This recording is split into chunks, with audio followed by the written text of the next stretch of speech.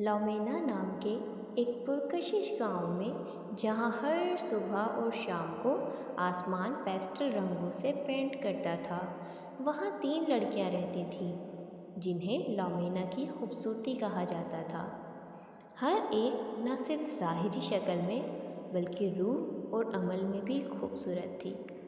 अलीना के सियाह बाल थे जो चमकती हुई आबशार की तरह नीचे गिरते थे, और आंखें जो रात के आसमान की तरह चमकती थीं। लेकिन जिस चीज़ ने उसे वाकई अलग किया वो उसकी आवाज़ थी।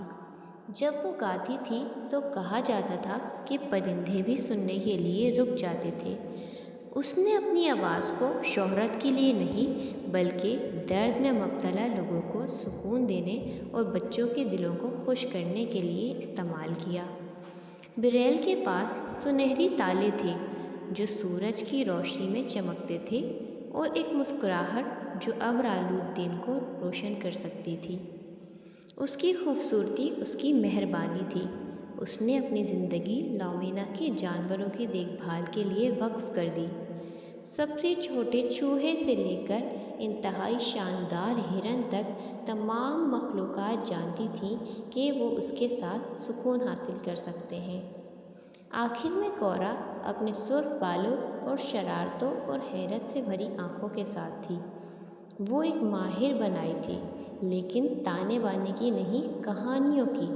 हर शाम देहाती दूर दराज की ज़मीनों, जादुई मखलूक़ात और बहादुर हीरोज़ की कहानियाँ सुनने के लिए उसके गिर्द जमा होते थे।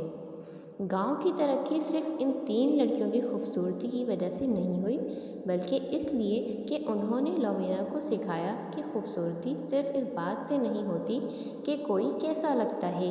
हकीकी खूबसूरती अंदर से मेहरबान, अमाल, मुश्तरका हंसी और कहानियों से फैलती है जो तख़य्युल को भड़काती है। साल गुजर गए और जब इनकी जिस्मानी शक्लों को छू रही थी, उनकी खूबसूरती का जौहर लाजवाल रहा।